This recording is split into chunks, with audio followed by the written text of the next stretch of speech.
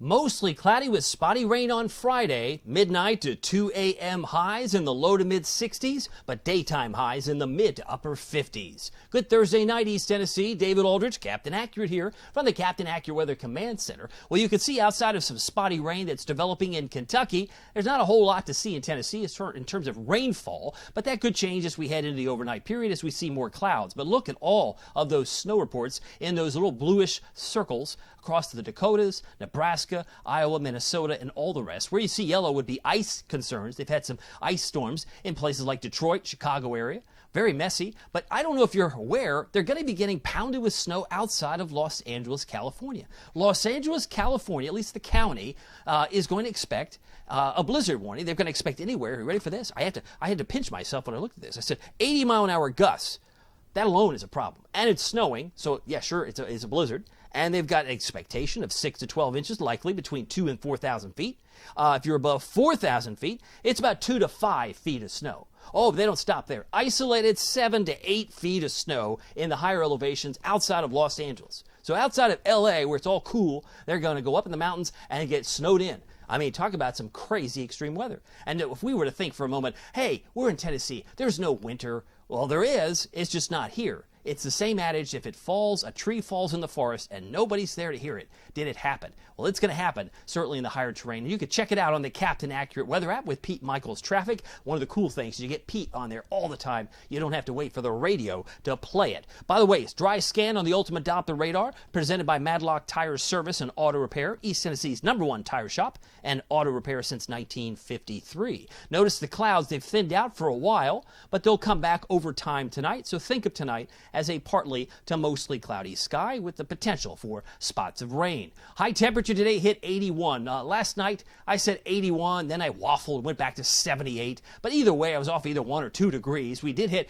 80 today, 79 yesterday. So spring is in full force. Of course, tree pollen has exploded, but 55 is the normal high. So we were 25 degrees above normal just today. And our peak wind gusts occurred in the pre-dawn hours at 3:50 this morning at 48 miles per hour. They hit 82 in La Follette, 82 in Sevierville, and the 82 in Oak Ridge took down a record high by 1 degree from 2018. Now, Oak Ridge has been keeping records there since 1948. That stands to reason. And in Crossville, they've been keeping records since 1954. But Crossville broke their second record high in a row, one yesterday, one today.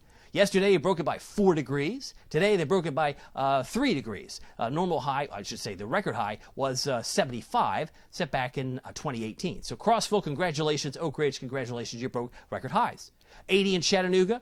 85 Nashville today. It was 87 in Tupelo. Amazing stuff. By the way, Tennessee Severe Weather Awareness Week continues, despite the fact that we have no East Tennessee severe weather. But I just wanted to pass along. It's quiet. We've been focusing here on Thursday, as we did a little bit this morning, with severe thunderstorms. Now, I don't know if you're aware, but the life of a thunderstorm takes 3 stages. Number 1, cumulus stage. Number 2, the mature stage, because it's real mature. And then its dissipating stage is when we see more in the way of downdrafts and it falls apart.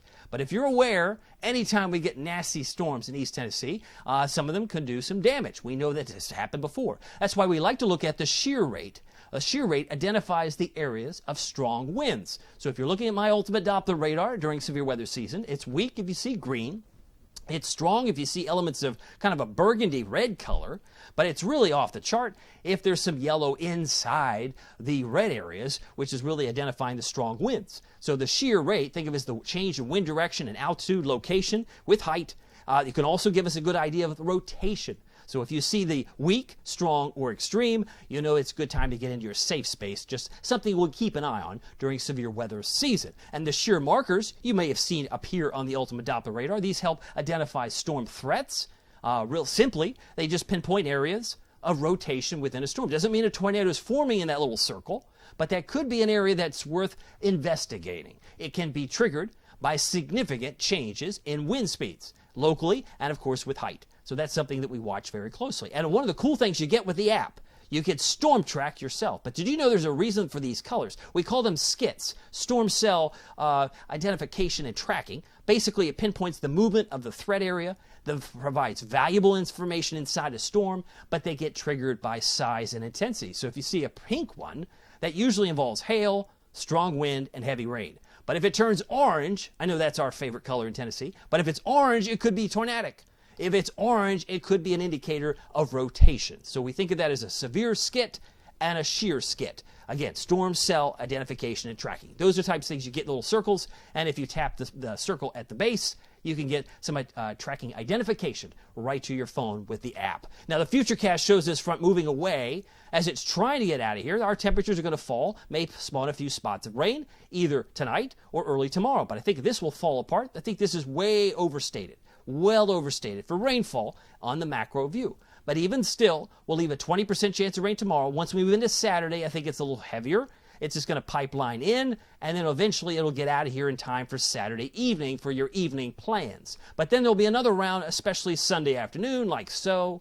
And you can see it's driven here by the warm front heading into Sunday afternoon. So let's recap what we're going to expect. First, though, I've got to show you how much rain do you think we could get on Saturday. It's interesting because we've been seeing a whole host of numbers, but generally we're in that ballpark of a ½ inch to an inch on average. I see 0.79 projected in Knoxville. I see over an inch in Sevierville and about an inch in Tellico Plains, but might only be a ½ inch in Jamestown or Wartburg. So we'll keep an eye on this, but again, ½ inch to an inch I think is a reasonable expectation right through the early part of the evening on Saturday. So for tonight, 49 the low. We don't get there till sunrise. Partly to mostly cloudy, spots of rain. Winds will be changing southwest to northeast, 5 to 10.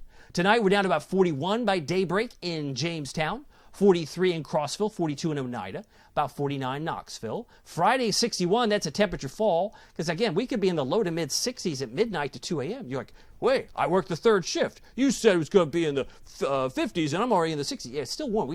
We have to get down back to earth. We'll do that while we sleep. But I think daytime temperatures in the mid to upper 50s. It's mostly cloudy, spots of rain, winds northeast 5 to 15. Sliding into Friday, again, these are early highs, about 58 for Wartburg, and then getting much cooler in Crossville for their daytime high around 53. Here is your Captain Accurate Weather Authority forecast for Knoxville, East Tennessee. I got spots of rain tomorrow. Saturday, rather soggy, periods of rain, rainy at times. Sunday, the rain showers come back, especially in the afternoon.